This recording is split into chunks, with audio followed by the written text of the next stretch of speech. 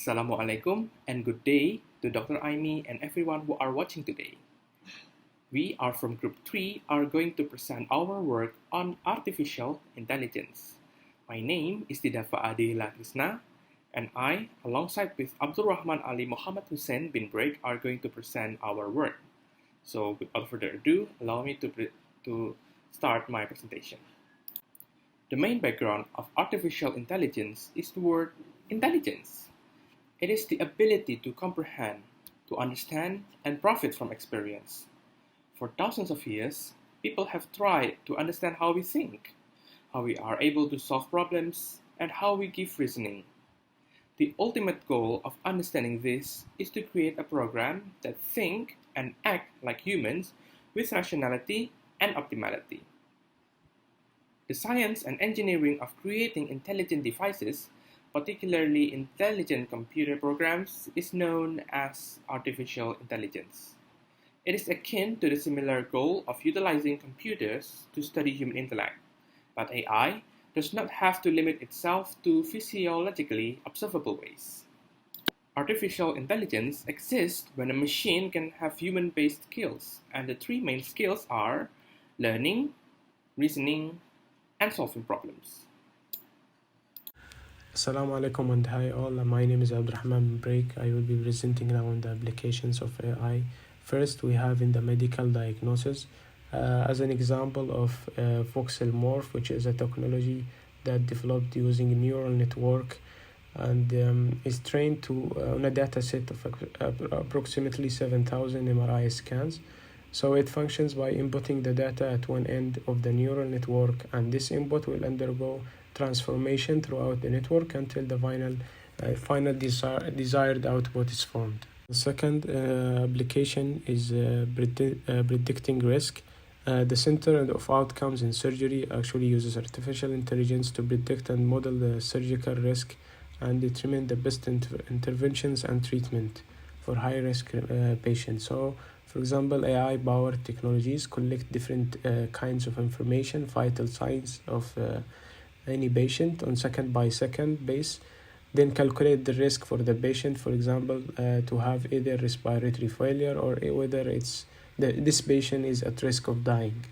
The third is medical assistance. So, for example, we have here a new technology called Sensely, which uses speech recognition, natural language processing, wireless integration with medication devices such as blood pressure cuffs to provide assistance to patients.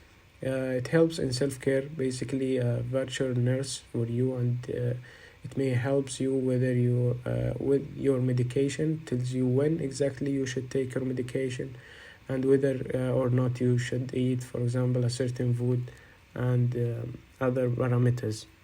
Lastly, we have AI in decision making. For example, the use of surgical robots. So we have, for example, here a Da Vinci device, which is basically device allows professional surgeons to implement complex surgeries with better flexibility and control than any other invention approaches before. So the key features of Da Vinci, it helps aiding the surgeons with an advanced set of instruments it used to translate the surgeon's hand movements at the console in real time. So it produces clear and magnified images of the surgical area. Next is the challenge faced by the implementation of artificial intelligence, especially in healthcare industry. The first challenge are the data availability. Large volume of data are required to train AI systems from sources such as electronic health records, pharmacy records, insurance claims records, or customer-generated information such as activity trackers or purchase history. However, health data is frequently problematic. Data is often dispersed across numerous platforms. Aside from the above-mentioned variations, patients frequently see different doctors and transfer insurance carriers, resulting in data fragmentation across multiple systems and formats. This fragmentation raises the danger of inaccuracy, reduce the comprehensiveness of datasets, and raise the cost of data collection, limiting the types of entities that can create successful healthcare artificial intelligence. Another set of risks arise around privacy. The requirement of large datasets creates incentive for developers to collect such data from many patients. Some patients may be concerned that this collection may violate their privacy, and lawsuits have been filed based on data sharing between large health systems and artificial intelligence developers. Artificial intelligence could implicate privacy in another way. Artificial intelligence can predict private information about patients even though the algorithm never received that information. To overcome those challenges, actually there are a solution. This solution actually covers both of the challenges. The solutions for both of the problems relate with data generation and availability. As we all know, several risks arise from the difficulty of assembling high-quality data in a manner consistent with protecting patient privacy. One set of potential solutions turns on government provision of infrastructural resources for data, ranging from setting standards for electronic health records to directly providing technical support for high-quality data gathering efforts in health systems that otherwise lack those resources. Parallel option is direct investment in the creation of high-quality datasets. This investment will also protect the privacy of the users and the data of the users. In future potential, we have four main focuses here. The first one is the natural language processing. This will include improvement in the speech recognition, facial analysis, text analysis, translation, and other goals related to language. Second, we have the diagnosis and treatments recommendation for certain cancers based on their genetic profiles. Since many cancers have genetic basis, but human clinicals found it's increasingly complex to understand all genetic variants of cancer. Their response to new drugs and protocols is still in the process. The third is the physical robots. So the physical robots will be to improve their ability to see, create precise and minimally invasive inclusions, stitch wounds. Lastly is for patient engagement and adherence application. So is actually to lead patient behavior in a more anticipatory way based on real-world evidence through information provided by provider like EHR systems, biosensor, watches, smartphones, conversion interfaces. So the software can provide recommendation based on those information by comparing patient data to other one that has effective treatment pathways for the similar illness, for example. So now I will discuss the first case study for this presentation. The journals that I used for the first case study is Factors Supporting and Constraining the Implementation of Robot-Assisted Surgery, a realist interview study. So this study focused on interviewing users in the hospital that actually used robot-assisted surgery. There are several findings that the authors found during the interview that relates with the implementation of robot-assisted surgery. Implementing robot-assisted surgery in hospitals is currently a trend in healthcare industry because numerous studies and clinical evidence have found that it is beneficial to patients and capable of assisting surgeons in their surgical procedure, particularly in difficult surgeries such as laparoscopic surgery, among others. However, there are various issues that develop as a result of the use of robot-assisted surgery. Despite the fact that it benefits both patients and doctors, it has been discovered that the robot, which costs more than £1.7 million, is not used as frequently as anticipated.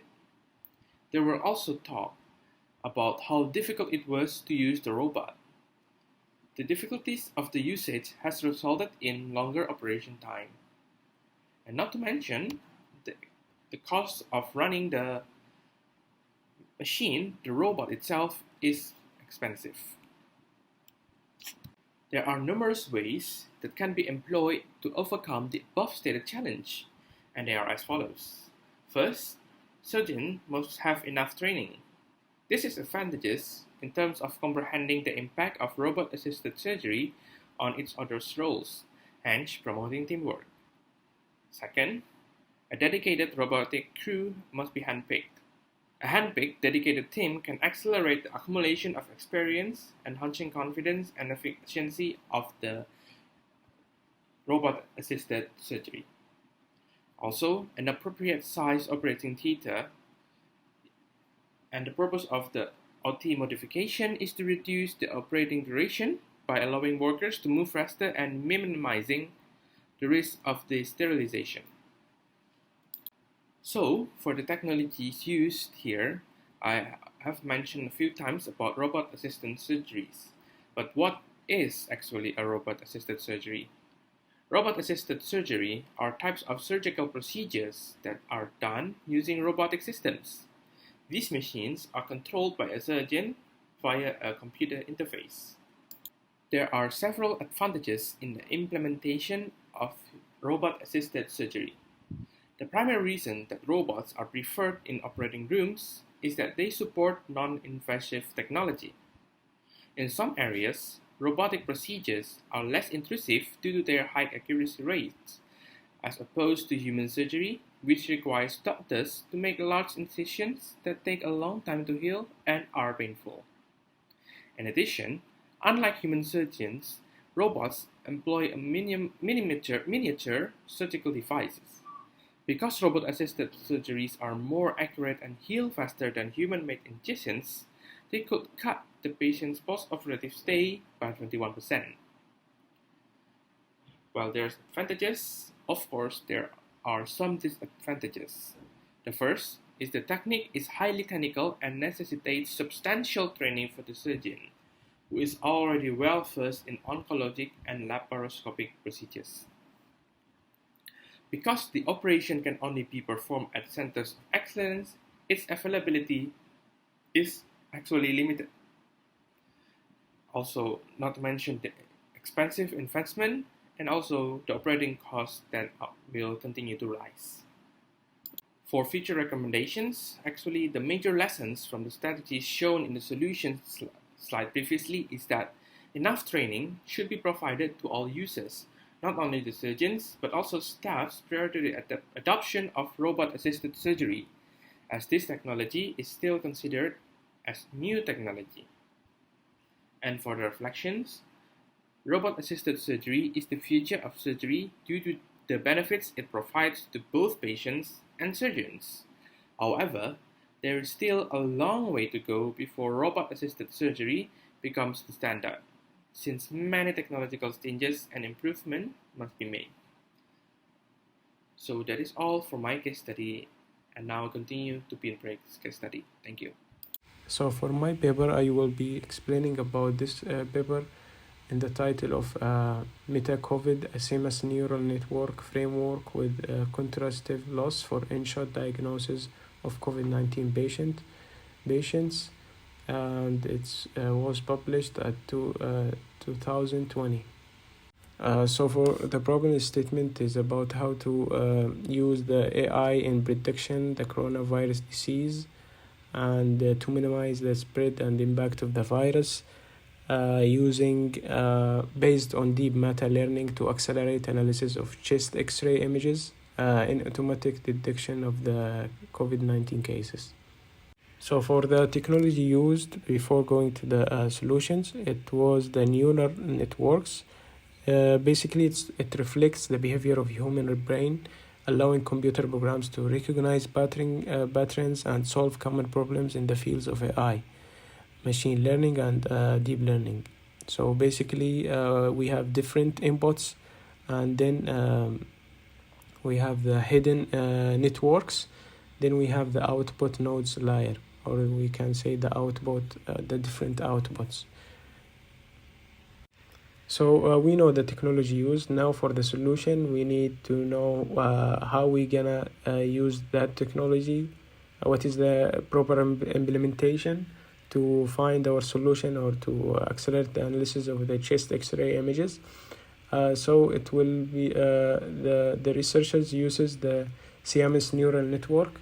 As showing in the preceding diagram, it contains two identical parallel networks, both sharing the same weights and architecture. where each of the networks actually accept a different input image, and the output from them are combined to make the final production. More specifically, the goal is to have like two identical base neural networks that take an actual image and other candidate image as input and can learn to function and produce the similarity output between these two images. So for the advantages of this technology, the storing information on the entire network and is not in single database. So the disappearance of few pieces of information in one place, it will not restrict the network actually from functioning. Second, it has fault tolerance. So the corruption of one or more cells of neural network does not prevent it from generating output. And lastly, the ability to train machine, because neural networks learn events and make decisions by commenting on previous similar events.